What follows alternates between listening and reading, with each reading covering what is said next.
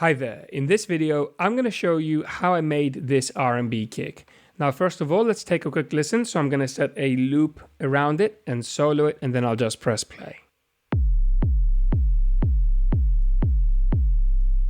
Now as you may have noticed, an R&B kick is very long and very heavy in the sub-fundamental frequency. Now this is derived from the classic 808 style kick, which is the kick drum that was used for all hip hop and R&B tracks from the sort of 90s onwards. And this is what we're emulating here with kick 2, but we have a lot more control than using just a static 808 sample. So let me open up kick 2 and show you how I've made this.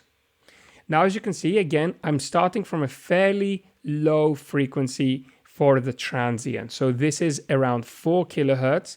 To get a really sharp transient, you could be starting at around 10 or even 20 kilohertz, which we don't want for an R&B kick. It's not supposed to be too sharp at all. It's supposed to be quite punchy, deep, and have a lot of sub bass.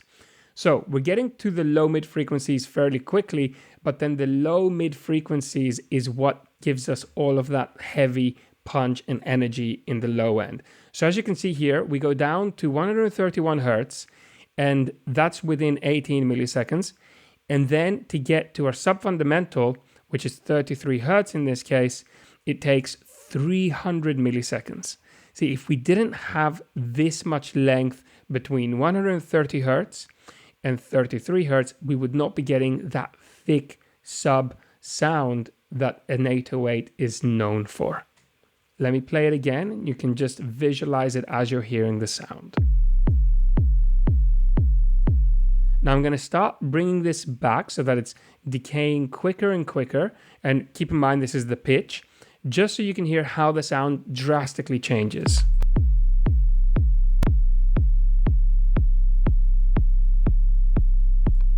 So we've lost all of that heavy punch because we've made the pitch sweep be super quick now. So back to our 300 milliseconds, around there. And now we've got it back. So the main difference is in the rest of the kicks, you may have noticed that the pitch sweep, yes, it may have been 100 or even longer, 100 milliseconds or longer, but 100 milliseconds dictated that it swept from around 300 hertz down to the sub-fundamental within 100 milliseconds. Here we're going down to 131 hertz, and from there to C1, it's taking almost 300 milliseconds.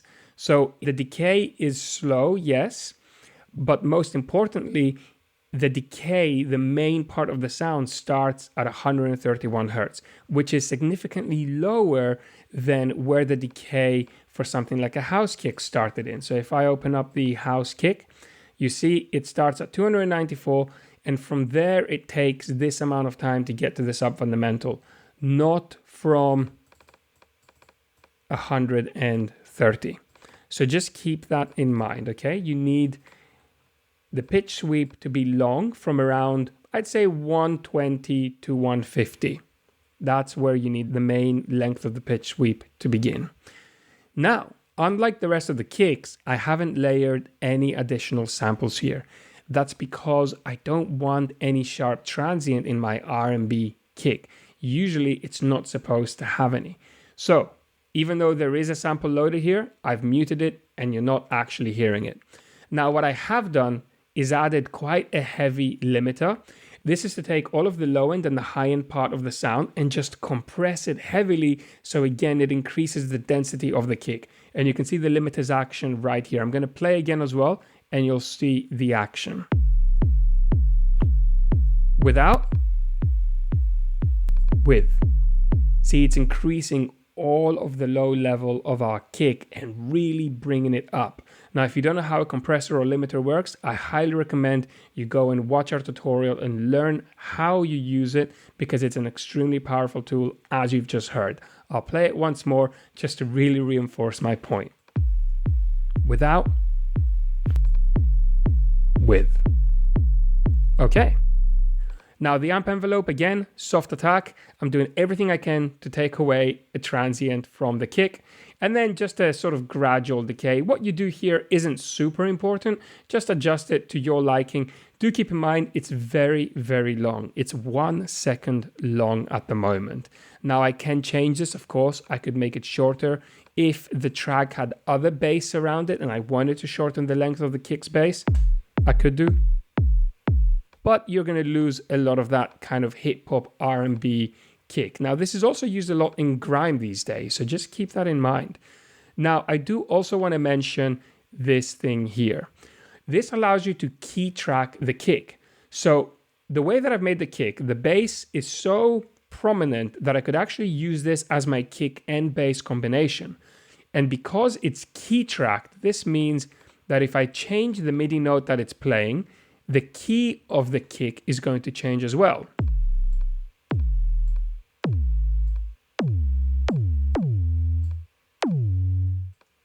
Do you hear that? So I could now actually compose a melody using my kick drum, and it could be the composition, in other words, the combination of the kick and the bass using only kick 2, which is absolutely fantastic. And I would definitely do this if I was producing something like R&B or grime or hip hop, which contains a very heavy 808 style kick and bass combination. Now, similar to the previous kick, I've got a radiator to just thicken the sound slightly. So without, with, ever so slightly thicker. And I've got the API EQ to just try and boost some of those high frequencies. This is only because inherently this kick doesn't have a heavy transient, like I've mentioned a few times. So by boosting the highs, it helps balance it out a little bit more. And again, lower by 2 decibels around 240 hertz, because those frequencies can sound quite boxy, and I've already got a lot of energy in the low mids. I just want to get rid of a little bit over here. And there you have it. That's how I've made this R&B kick. Now feel free to copy it exactly, but I do advise that you should experiment with all of the tools and try to get your own unique variations.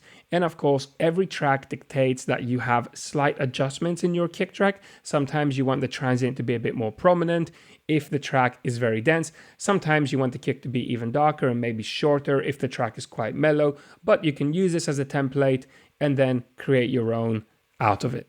So thanks for watching. I'll see you in the next video.